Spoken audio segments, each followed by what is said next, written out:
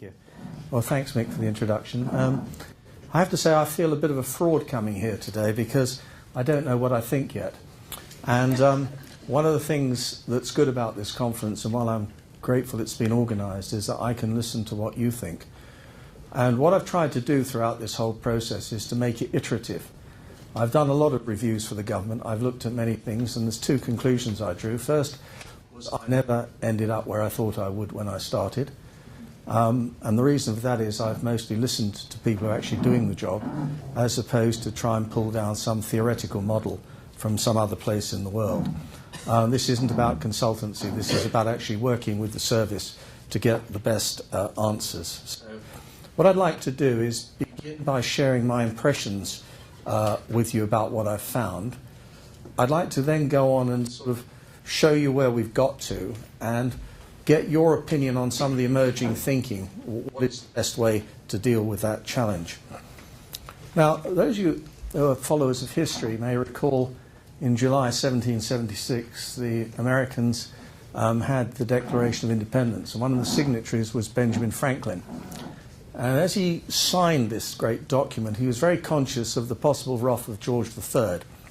And he turned to the man next to him and he said, look, he said, from here on in, if we don't all hang together, surely we're going to hang separately. And that's the theme for today, because I think I put it to you that in the NHS, we've done a fantastic job of hanging separately. And we've been picked off, one by the vendors.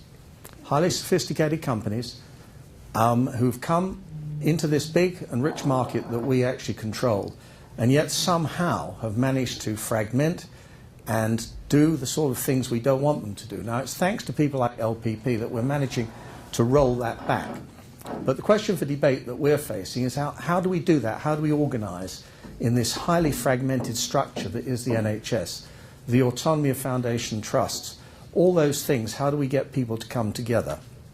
So I think whilst it is generally not a great picture, the great comfort is, as in many things in the NHS, there are some wonderful beacons out there of people doing very well. And how do we learn from those people? How do we actually replicate that, push it back into the system, and share the best practice and yet make a difference? Now, every healthcare system, I've spent a lot of my life going around healthcare systems all over the world. Every healthcare system I've been to, certainly in the last 10 years, is under enormous pressure. And it's quite interesting to watch what they're all doing. France has an identical problem to ours. They've just announced it. How do you pull 2 billion euros out by being more efficient? And remarkably, it's much of the same stuff. The one little thing the French have got going for them, though, you have to run a procurement. I hope it doesn't cost 80,000, but you have to run a procurement for every item over 5,000 euros. And under 5,000 euros, you have to publish the price publicly that you pay for anything you buy. So the French have got a master electronic catalogue, and to get onto that, you've got to go through the hoops. So you could argue that's very French, very dirigiste. The state has it over here, centrally controlled. Other examples are ours, where we have a high degree of fragmentation. But the thing you see, and the thing that the vendors hate, is aggregation. There was a recent study by Roland Berger, a German consulting company, which showed when they surveyed the vendors of medical devices and other things in Europe, the thing they feared most was actually people coming together to consolidate to face them down. And don't forget, these are largely American companies. This is not an anti-anybody. This is a commercial thing that anybody would do. But if you look at their thing, they wish to maintain the high margins, particularly for branded stuff. And what they're trying to do all the time is actually make that relationship of the salesperson with the user direct and try and keep procurement from as far of it as they can. I don't know if that's your experience, and maybe I'm unique in finding that, but it seems to me that's what happens many of the time. And if you look at the things they do, the sort of coding, hospital by hospital, product by product, very hard to get actually reading across about what we're paying for things. So I go back to Benjamin Franklin, really. We are hanging separately. And I think if I had £1 for every clinician, every procurement person who told me that they had the best price from Medtronic, the best price from Covidian, the best price from J&J, I'd have more money than I've got in the bank now. It is the thing. How do we know? I've never been in a situation which has been more dominated by assertion and less by hard evidence. It's quite remarkable, but you have to see it as a legitimate commercial ploy, shall we say, for the vendors of those things. Now, that's gone on in England for many, many years. But I think I would suggest to you that the pressing state of NHS finances maybe are going to create a burning platform. We've looked at Simon Stevens' report, the 5-year view. I think it was a good piece of work. I think it's generally accepted. We've got to find 30 billion of savings. Those savings have been put probably at 2 to 3%. Just to remind ourselves, last year in the NHS in England we spent £120 billion on actually meeting the healthcare needs of this country. If we are to save 3%, it means we've got to take £3.6 billion out, compounded every year. So year 1 we might get 3.6. Year 2 actually we need to get the same again, and so it goes. So you could see that out of the 120 after 4 or 5 years we should be saving annually 10 billion. So let's pause for thought there and see what that means if we can't do the savings. Well, I can tell you that if we put a penny on income tax, every penny is 2.5 billion. So if we want to find 10 billion, we've got to put income tax up by 4p. It's politically very, very difficult, I promise you, and it would impact all of us in this room. So I think it's incumbent on us to find actually how we can do this and how we can close that gap. Now, in the past, I think we've tended to veer towards reorganisation as the answer. I think the old Roman saying somewhere, we failed, we reorganised, we failed again, we reorganise. Reorganisation, we may see another one, who knows who's going to win the election. Personally, I would not rely on reorganisation. Again, if I had £1 for every seminar I'd been to on integrated care and the savings we were going to garner from it, again, I'd have some more money, but somehow it hasn't quite happened. It may in Manchester. But these things are slow and the need is pressing. Therefore, we have to turn to the efficiencies we can get now, and the question is, where should we look for them and how should we do it? So I go back to the 120 billion. 45 billion of that is staff. That's the biggest single cost in the NHS. I think what's quite sort of thought-provoking is that last year we spent nearly 5 billion on temporary labour. 5 billion. And that's up from 1.4 billion 3 years ago. So a massive rise in the cost of locums, in the cost of nurses. It does ask the question, really, have we got enough nurses? Have we got the skill ratios right?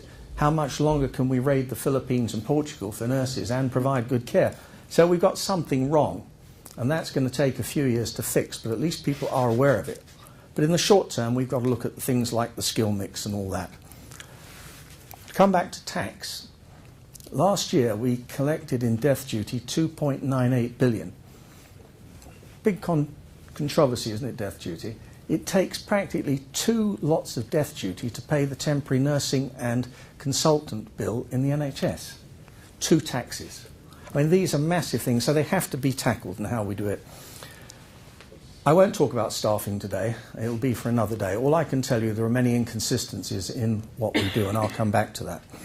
But the areas which we can impact, and the people in this room can make a major difference to, are those around the general things we procure. Pharmaceuticals, many people in this room probably are not involved in it, and yet we're spending £16 billion a year. How professional is the purchasing of pharmaceuticals? After that, we have medical devices and we have routine suppliers. Those last 2 come to about 10 billion. So how do we actually find out what's going on? And I'll take you through the process we've been to, but before I do that, I'd like a glass of water if I could. I don't know if any of you interact with your non-executive directors, your chairs, people who aren't involved in your hospitals every day. When I do, they say to me, how do we know how we're doing? I say, well, how do you think you're doing on nursing performance? Well, we're doing really well. And how do you think you're doing on procurement? We're told we're doing really well. I say, how are you doing on your prices with Medtronic? We've got the best. Right? And then I say, well, how do you know? Well, we don't. So the first thing we had to do was develop a metric, some system of presenting hospital performance information in a way that went across all hospitals, so that you and anybody else could see what we were spending in the major areas and highlighting whether we were actually in aggregate buying the right stuff and using it in the right way. Seems to me there's been a major obsession with price. If I hear about the price of rubber gloves once more, I shall probably chuck myself out the window, okay? This is not going to solve the problem, right? And then I go to hospitals where people tell me they've got the lowest price, but everybody uses two. So, I mean, you know, what the hell are we doing? So what we are seeking to find is this answer. What are people spending, what are they using, and how are they managing their inventory? So it's price and map management. And what we have seen as we've run these metrics, we've loaded the publicly available information, and I'll come to the other 22 pilots in a minute. What we've found is significant unexplained differences, which points to the fact that some people are doing this really well, and some people shouldn't be bothering. And the question is, what does good look like, and how should people be doing this? And how do we actually at that level make sure what we're doing is correct? Some things like pharmaceuticals, stock just going out of date is absolutely appalling. The losses, the money we suffer from it is just unacceptable. How are we managing those things? How are we all over it? What should we be doing? So in terms of... Is that me? Is that my water? Hang on. So the question is, what we've sought to identify, what can be fixed at trust level? Why are these differences? What are we going to do about them? And I'll come to the process we're intending to adopt. So what we found are significant unexplained differences on practically every cost line. Now, some are explicable. If you come from a trust that has a new building, was built in the last 5 years, maybe PFI, maybe not, we can identify that, and you're comparing the performance from a 5-site trust who's got a £2 million trucking bill to move the stuff around between the sites, it's different. So what we have to find out are what the explicable difference is. As you strip those out, nonetheless, what you find are people using to do the same job in their cohort significantly more quantities and paying higher prices for the goods they use. And leaving aside how we deal with the Medtronics and all those things, how do we carry clinicians with us? Now, Tim Briggs, a report, GERF report, getting it right first time, will be coming out in the next few weeks. An amazing exercise to highlight the significant differences we're paying for joints. And those of you who've ever dealt with those very nice salespeople who seem to manage to get into the theatres and influence our clinicians, the influence and the cost we pay for that is really very significant, and yet the outturn and the outcomes are not that much better. So we have to have a close look. But as you will know, and it's part of your daily job, how do you herd clinicians? Cats are easy. It's actually how do you get clinicians to sign up and give their support. And it's a general issue of management generally. Where does procurement sit in the hierarchy of a great English hospital? Well, probably about the same as coding. Okay? And yet, without good procurement and good coding, we are absolutely buggered. And I say that, right? If we don't get this right, the prize we can get hold of will elude us. So we have to make this much more serious. The point about addressing the metrics is this. I go back to the non-executive director. If a non-executive director looks at the monthly accounts in the sort of dashboards that we're advocating, it is not going to be a rocket science to see that some trusts are spending twice as much as others on certain things. They're going to ask questions. They're going to want to know why. And they're going to look for solutions about how to redress those things. It really doesn't matter who wins the election in the sense of what's going to happen. Everybody is very quiet about the state of government expenditure, and yet there's no doubt in my mind that after the election we will see more public expenditure cuts and tax rises. This is not rocket science, it's going to happen. And they'll both be very pressured. What we're trying to do is influence what happens in that spending round which will follow that budget and election. So there'll be a budget in March, we all know. Likelihood there'll be another budget in June, or possibly one in September, which will actually probably do something with taxes and do something with expenditure.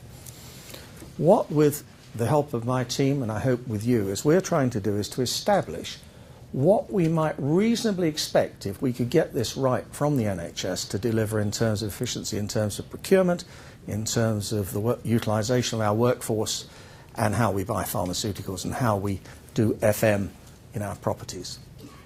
So all this stuff is feeding in to influence the sort of big spending pattern that we're going to need to settle. So it's quite challenging. So the metrics are there. They're going to shine light, we hope, in a dark place. It's going to let us compare and contrast. Now, some of you may think this is great news. I'm doing a great job here. This is going to strengthen my hand. Others may go away thinking, oh, I wonder if I really have got this right. That's all we want to do. This is not about an attack in any way. It's sharing information. And what we found is that most people are doing something really well.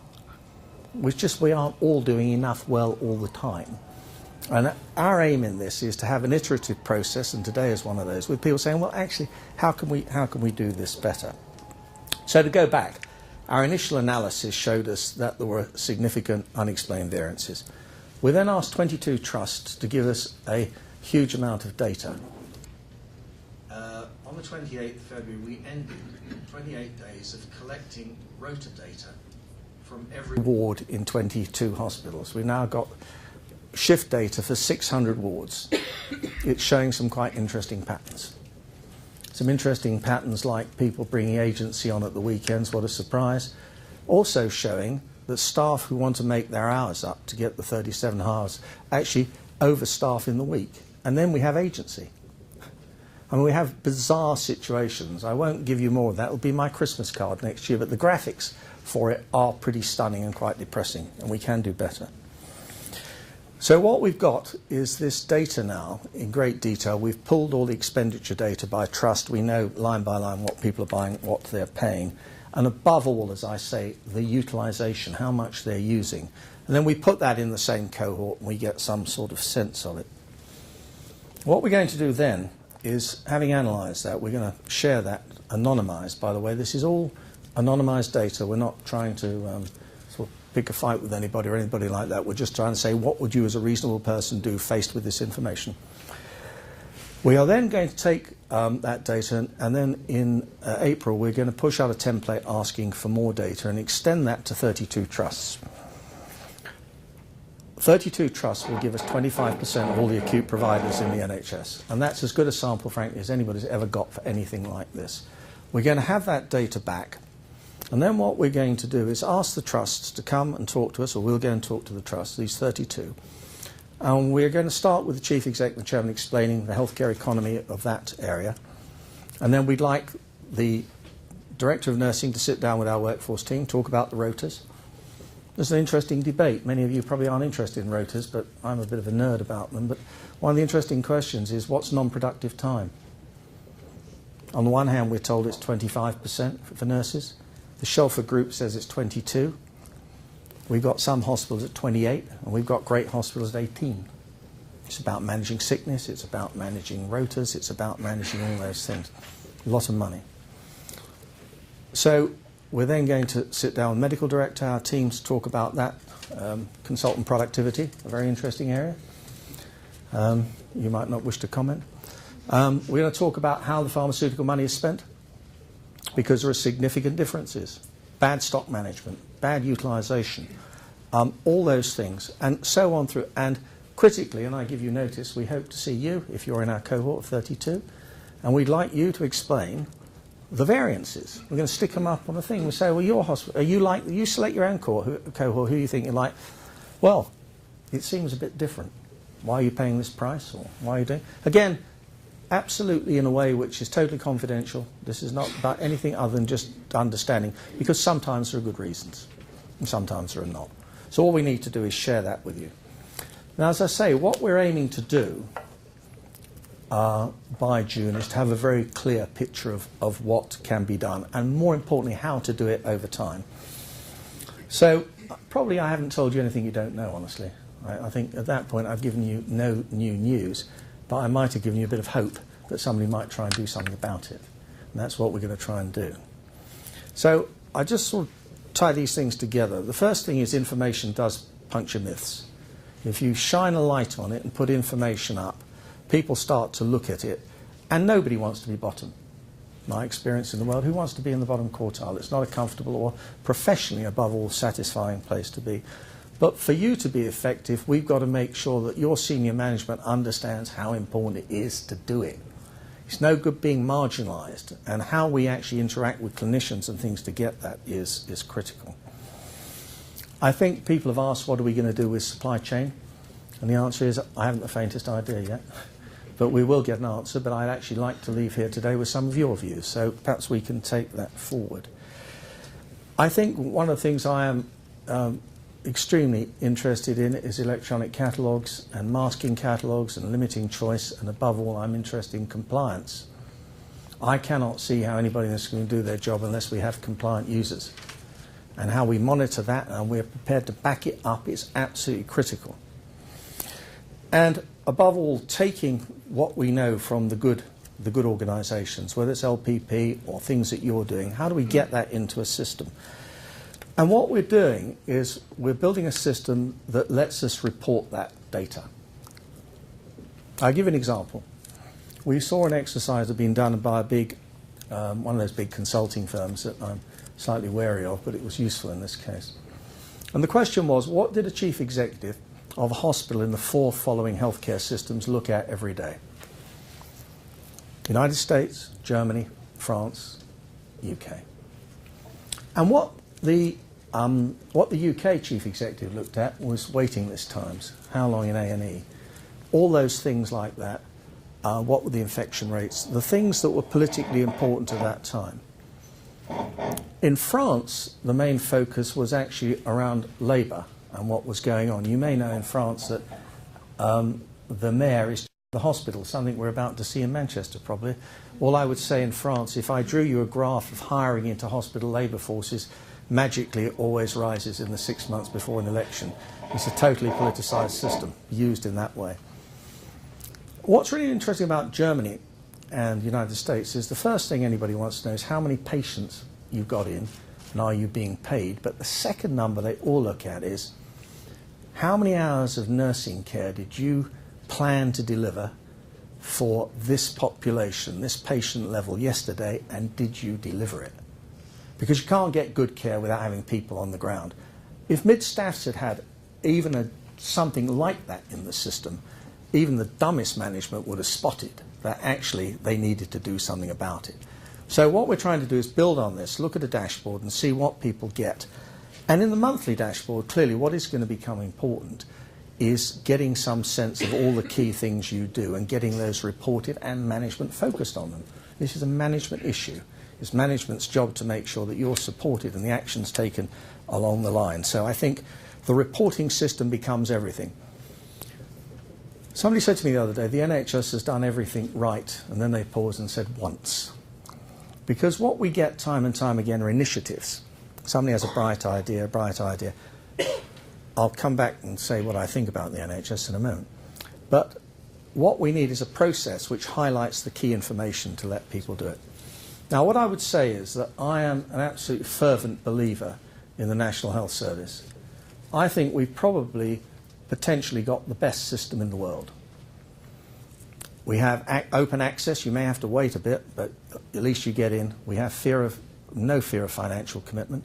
We can actually deliver that, and we have good outcomes. Some people would say, and also we have the cheapest, probably advanced system in the world, and one of the reasons for that is our hospitals run 90% full. So the fixed cost recovery in our hospital system is tremendous because we really sweat the assets.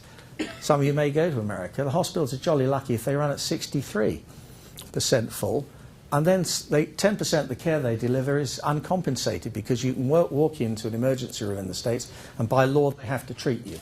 It's called uncomp care. So actually in the United States they're lucky to be paid for 50% of what they do, you know, in the sense of bed occupancy numbers. Same in Germany. The hospitals run much lower, a bit better in France. Same in Austria. So actually we've got a very good cost recovery. What some people would say is we have high episodic costs.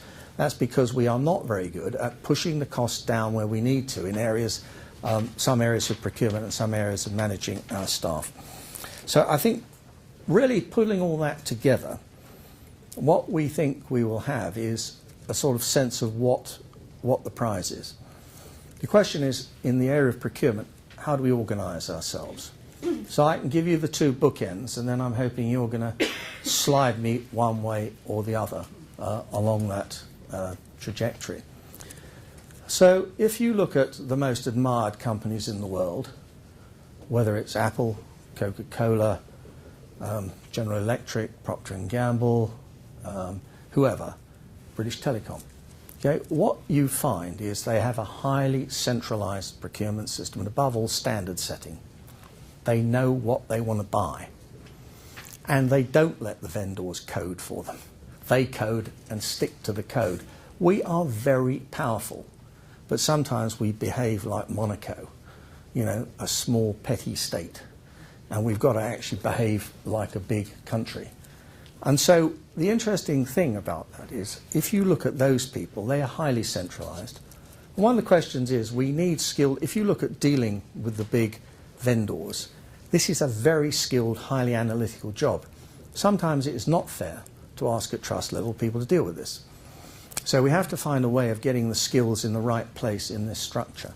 So on the one hand, I could present you a picture of a highly centralized, but probably slow to respond to innovation structure. You can go to hospital chains all over the world and see that happening.